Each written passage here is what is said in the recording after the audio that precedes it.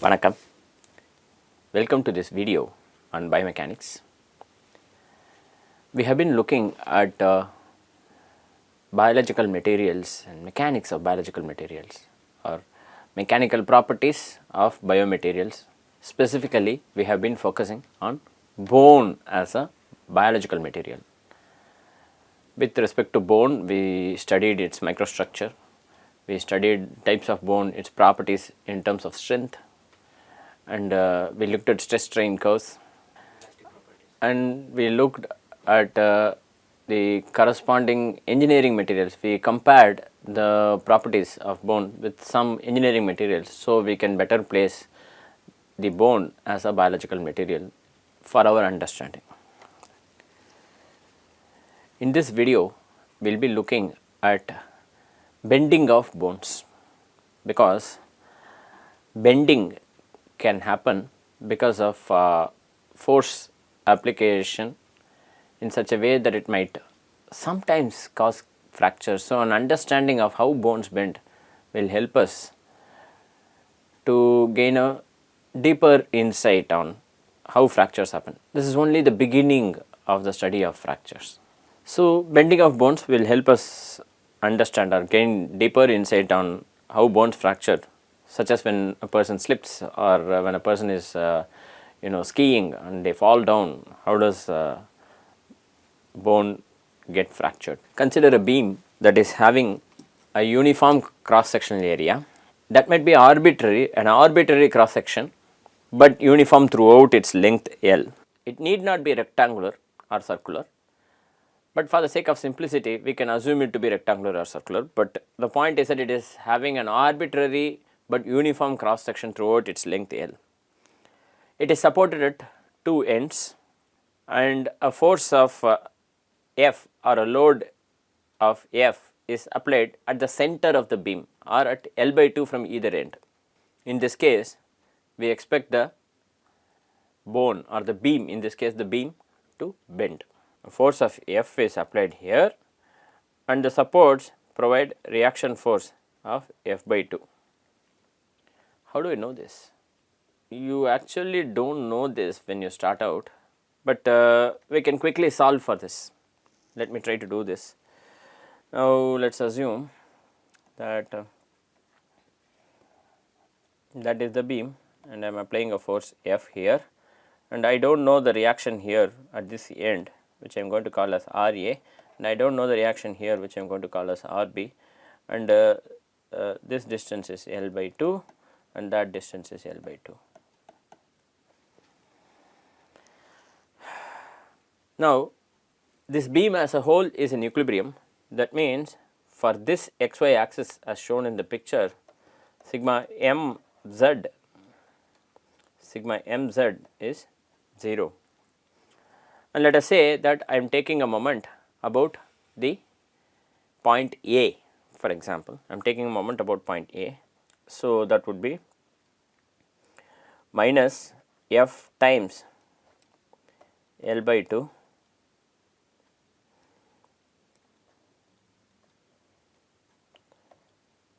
plus RB times L. Why plus RB? Because RB will cause a counterclockwise moment, because this is sigma mz is equal to 0, counterclockwise considered positive. So, minus F times L by 2 plus RB times L is 0. Divide by L throughout, I will get minus F by 2 plus RB equal to 0, or RB equal to F by 2. Now, if I substitute sigma Fy equal to 0, upgoing is considered positive, RA plus F by 2 is equal to F. This will give me RA as F by 2. Reusing our knowledge of statics, or using our knowledge of statics, remember? Okay. So, that is how I know. That is how I know that the reaction forces at the two ends are indeed F by 2 and F by 2. Okay. By now, you should be able to figure this out, but anyway, I quickly solve this for you. Now, consider this ruler that I am going to use to example or illustrate this concept in beam. Now, let us suppose that I am applying a force in the middle like this, at the center like this. Okay. Now, in this case, this ruler is bending like this, or it is sagging, it is sagging like this. In this situation, you can say that the bottom of the ruler is just a tad bit longer than the top of the ruler, right. Of course, this ruler has a thickness of just 2 mm, very thin ruler. But let us suppose that this is having some thickness, some finite thickness. So, in that case, what will happen is that as you go from the bottom to the top, right, in the bottom the length will be higher, and in the top the length will be much lower, and somewhere in the middle, not necessarily exactly in the middle, there will be a particular point at which the length before bending and the length after bending will remain the same.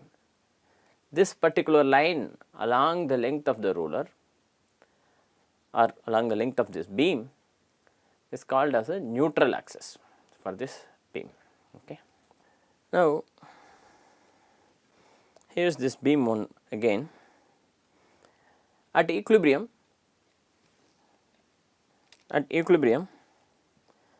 essentially sigma fx equal to 0, sigma fi equal to 0, sigma m z equal to 0 for the entire beam.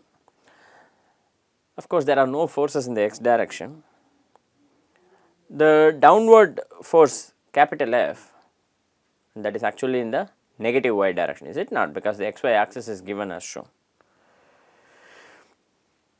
This downward force capital F is countered by two forces F by 2, capital F by 2 at the two supports, right. Now, also because the beam as a whole is in equilibrium, the total moment on this beam is 0. About any axis that you take, the total moment is 0. Remember, for equilibrium, sigma fx equal to 0, sigma fi equal to 0 and sigma m equal to 0 for equilibrium in 2D, is it not? Based on this, I know that sigma fx is 0, sigma fy is 0 and sigma m is 0. Because the beam as a whole is in equilibrium, I know that any section of the beam is also in equilibrium. How do I know? It is not possible for any specific section of the beam to have a different configuration or a different status than the whole beam, right. And because I know the whole beam is in equilibrium, sections of the beam are also in equilibrium. Now, let us consider a section of the beam that is on the right side of this beam as shown. There is a support F by 2 that is there, and we are cutting this beam at a distance of x from the right end. Okay. That is, I am sectioning here at a distance of x from the right end. I am sectioning somewhere here. Okay. If I section like that, remember as I said, the beam as a whole is in equilibrium. That means that that section is also in equilibrium, and all the three equations of equilibrium for 2D apply. What are these three equations of equilibrium? Sigma fx equal to 0, sigma fy equal to 0, sigma m is equal to 0. Okay. Now, that means when I am making this cut, there is a force, this will reveal an internal force in that direction whose magnitude is f by 2. How do I know this? Well, sigma fx equal to 0 or sigma fy equal to 0, That means F by 2 plus some unknown force V is acting in the downward direction. It must act in the downward direction. How do you know that it is acting in the downward direction? I actually do not know. I can assume, but because F by 2 is acting in the upward direction, I am assuming this unknown force V, unknown internal force V is acting in the downward direction. By the way, why do I say that it is an internal force? This section X, this section at X that I am making is not a real section.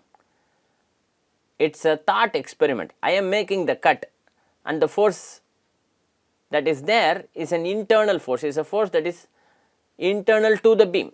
Okay. When I make this cut, I reveal this force. So, when I say sigma Fy equal to 0, and because capital F load is applied to the left of the beam and I am only considering the right side of the cut, right, I am making a section and I am only considering the right side of the section, right. Because of this reason, only this part of the beam is under discussion now. So, capital F does not come into the picture. So, for that xy axis,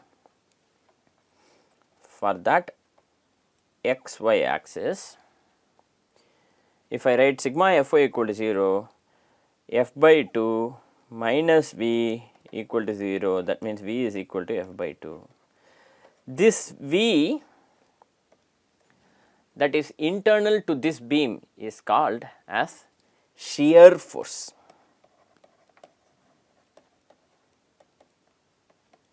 Okay. This is the internal shear force. Also, because this beam as a whole is not rotating or is not undergoing a rotational disturbance, I know that sigma m is equal to 0.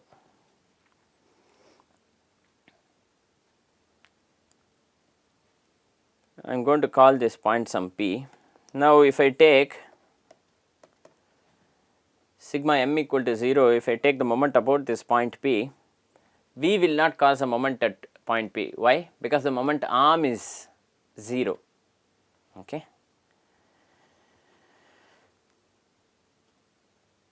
What I also realize is that this when I make this section, it will also reveal an internal moment. I am going to call that as some m, that will come into the picture, and that is a clockwise moment. I am assuming that to be a clockwise moment. So, that would be minus m.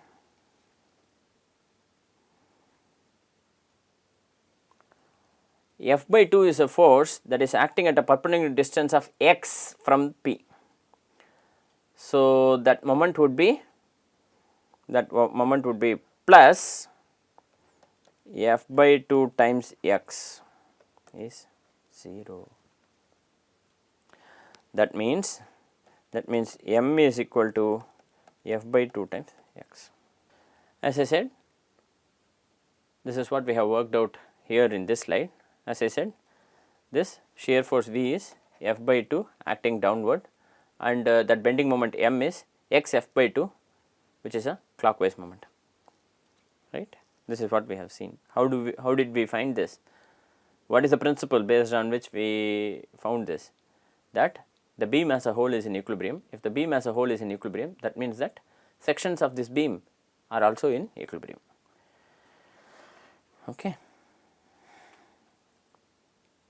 This internal vertical force is called as shear force, and this internal torque is called as bending moment. Okay. Now, it is somewhat clear that as x changes, because I section this here, right. So, depending on x, the shear force and bending moment may change. In this particular case, the shear force does not change. So, it will be useful for me to draw a plot of the shear force as a function of x, as a function of the length where I am sectioning on this beam. Okay. that is this place, that is this diagram. Okay. If P is the applied force, then at this point I am going to have minus P by 2 load, and at this point I am going to have P by 2 load, right. And bending moment we have told is x times F by 2, and at this point at the middle x is equal to L by 2. So, that is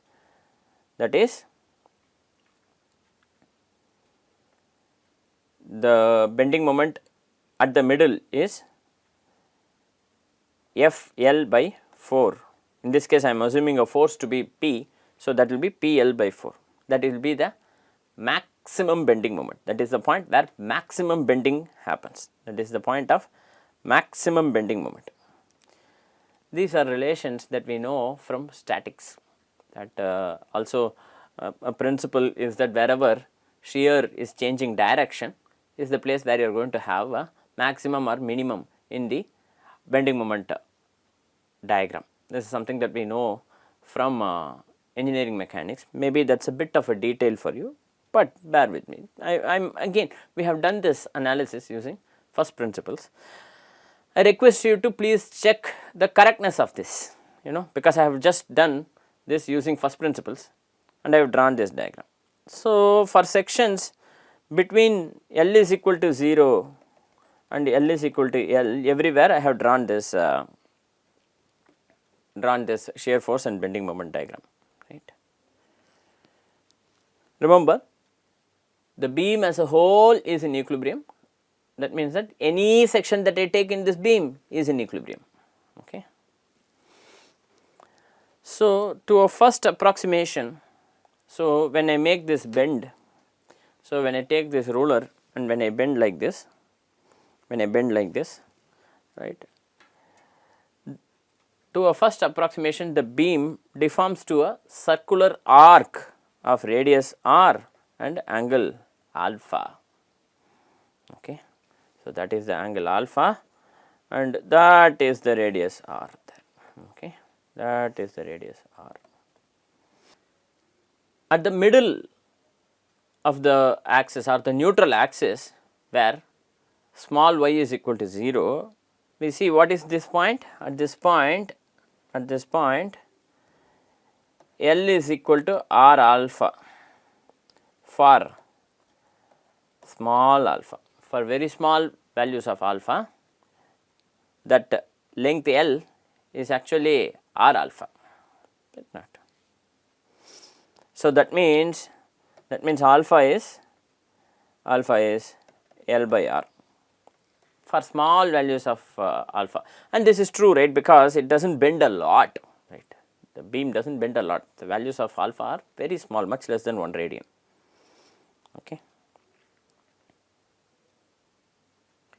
Now, if I want to find out the length of the beam or the length of that point in the beam at a distance of at some distance y from this midline, right, y above this midline or y below this midline as the case may be. First we will do the y above this midline, that would be L of y is r minus y times alpha.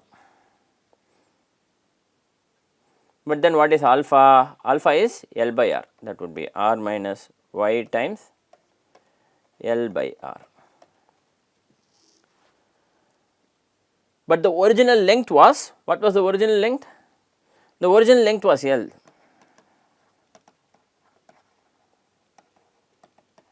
So, that means original length is L, that means deformation. What is the deformation? What is the deformation? Deformation is L of y minus L, and L of y itself we know is r minus y times L by r minus L. After some algebra, this is actually minus of y by r times L. If this is a deformation, then the strain would be minus of y by r. Okay. what would be the stress? Epsilon y is minus of y by r. What is sigma of y? That is, because assuming that this has elastic modulus capital Y, sigma of y would be minus capital Y times small y by r, where small y is the distance above the neutral axis where I am making this measurement. Okay. What is small y? Small y is the distance above the neutral axis where I am discussing, the point of interest that I am discussing. Okay. Sigma of y is capital Y times small y by r. Of course, as I mentioned earlier, the top portion of this ruler is compressed and has a length less than L. The bottom portion of the ruler is elongated and has a length greater than L. Okay. So, the top portion is in compression and the bottom portion is in tension. Okay. Somewhere in the middle you are going to have this neutral axis where the length is equal to L. Now, for the top portion to be compressed, there must be an internal force, right. There must be an internal force at the top in the positive x direction, right, because that is when the top portion will be compressed. For the bottom portion to be deformed or elongated, to be under tension, the internal force at the bottom must be in the negative x direction, or pulling into the section into the other section like this. So, or like this, right. So, in the top these are the forces, and at this point and along the neutral line the force is 0, and in this point. Now, each of these forces will cause a torque in the z direction, right. Each of these forces will cause a torque in the z direction, because their corresponding momentum will be the corresponding y's, small y's. Okay. And each of this, actually all of this put together, if I sum all of this, they will all put together will cause a clockwise moment. Note, the bottom will also cause a clockwise moment, the top will also cause a clockwise moment, although the forces are in two different directions, they both will cause a clockwise moment, okay, or negative torque. I can sum all these internal torques to arrive at some total internal torque, which I am going to call as tau int. Then the total torque tau z is tau int plus half times f x equal to 0. Now, consider a small area element, a small cross sectional element with an area dA at a distance y from the neutral axis, okay, at a distance y from the neutral axis. Then that point will have an area dA as its width times the distance dy, w of y times dy, but w of y is the width at this point y. What is the force that is acting at this point? We know that force is, because sigma is f by a, I know f is sigma a, is it not? So, this small infinitesimal force that is acting at this point is df of y is sigma of y times dA of y, okay. And for all of this there is a torque, for each of this element there is a torque, the corresponding momentum is y minus y, is it not, because it will cause a clockwise moment, minus y df. What would be that value? Minus y df is minus y times this, is it not, this is df, that is sigma of y times dA of y. So, essentially if I want to find this total internal torque, I will have to integrate it between the 2 points of interest A and B, some points A and B, I will have to integrate it. So, that will give me y times sigma of y dA of y, and I know that this value is half Fx. How do I know this? From my analysis of statics, I know that this is half Fx. This is Fx by 2. I have already done that part. Okay. And what is more, sigma of y, I have already mentioned in one of the previous, the sigma of y is this, is it not? That is this, capital Y times y by r. Now, I am going to use it here. Sigma of y is capital Y times y by r. So, going back, that is y times capital Y times y by r. This is sigma of y times dA of y. Okay. That is what I am having here. This is what I am having here. Now, in this, capital Y is the elastic modulus or the Young's modulus, which is the intensive property of the material. Capital R is the radius to which this beam is bent, or the radius of curvature of this bent beam. I can take these two things out because these are constants, and I continue my integration within the limits a and b, right. So, I will get, because there is a y here and there is a y here, this will result in y squared dA of y times this, and this value is half Fx. If I have symmetry, if I have a situation where the top YA is at a distance of d by 2, where d is the width of the beam, and the bottom is at another d by 2, that is essentially I have symmetry, then I can say that this is d by 2 to d by 2, is it not? 0 to d, something like that, or minus d by 2 to d by 2, right, something like that. I can actually define this as the area moment of inertia. This integral y, integral a to b ya to yb y square dA of y is the so called area moment of inertia. This is different from the regular moment of inertia, the mass moment of inertia that we know, right. This sums the squares of the distances from a plane, whereas the mass moment of inertia sums the squares of the distances from an axis, right. So, this is y squared dA of y. Now, I substitute for IA, substitute for this as IA in this equation, then I will get the bending moment at the section as, because that is minus y by r times IA, is it not? That is the bending moment. So, MB is, the bending moment MB is minus y by r times the area moment of inertia.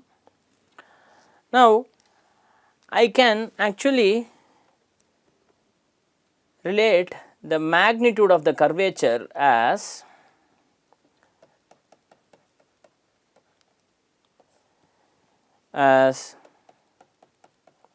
this. Okay. This is the magnitude of the curvature, 1 by r or 1 by modulus r is modulus MB by YIA. What does these two equations relate? These two equations relate 4 quantities, right. What are the 4 quantities? Well, obviously R, MB, Y and IA. What are these? MB is representative of the applied load, applied force. The bending moment is representing the applied load. Okay. The intensive property of the material, is represented through the Young's modulus or the elastic modulus capital Y. Okay. The shape of the material is represented through the area moment of inertia IA, and the response of the beam to this applied load is, or the response of the object under consideration to this applied load is represented by the factor r by the curvature 1 by r by the factor r. Okay. So, these are the 4 things.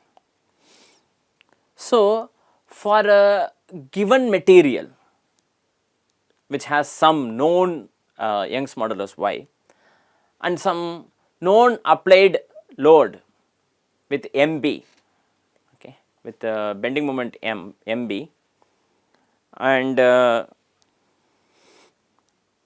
material being made of some known Young's modulus y, right. For a given material with MB and y, if the area moment of inertia IA is large, right, then the bending is very small, the amount of bending is small. Or if the area moment of inertia is small, then the bending is very large. Let us review this one more time. I know that this material is made of some material, that this material is composed of something whose property I know, whose Young's modulus I already know. So, I know capital Y. I also know the applied load through MB. I know both. I know MB, I also know capital Y. Then the relationship is essentially a relationship between the shape of the object, which is IA, and the amount of bending that is seen in the object, which is R, right. For large area or for large area moment of inertia, for large area moment of inertia, bending is very little, and for small area moment of inertia, bending is very high based on this relationship. Now, that means the shape of the object or the area moment of inertia influences to a great degree the amount of bending that is there. If you want to minimize bending, you want to maximize the area moment of inertia. How can you maximize the area moment of inertia? Why is this important? Why are we discussing this? Because we are discussing bending of bones. Why are we discussing that here? Because we have seen in a bone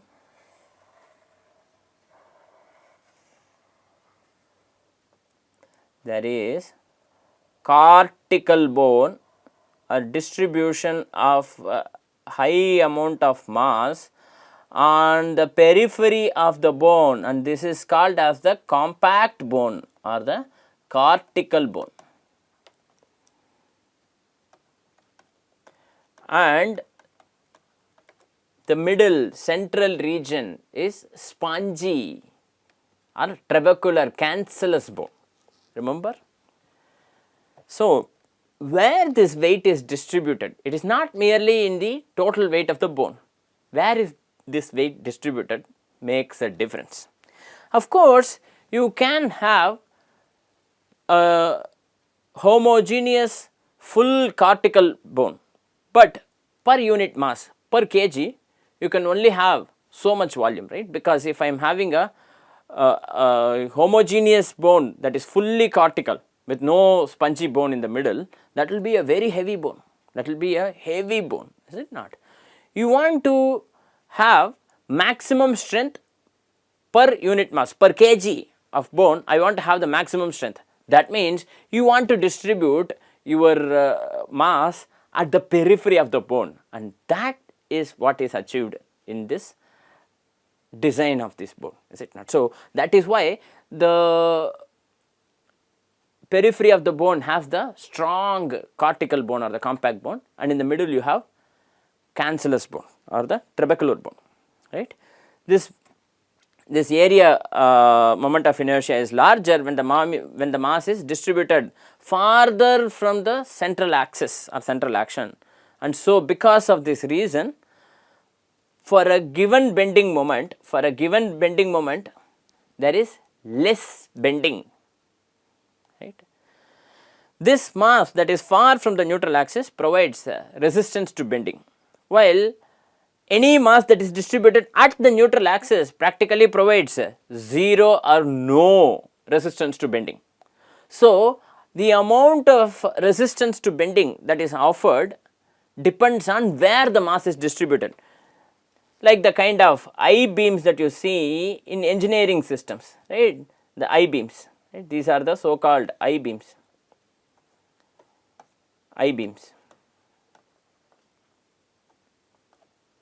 as you see in the picture here, right. These are used in construction and in many other. You can also use solid beams. Why use I beams? You can also use solid beams, except as engineers our aim is to minimize the amount of material used while getting the maximum strength benefits.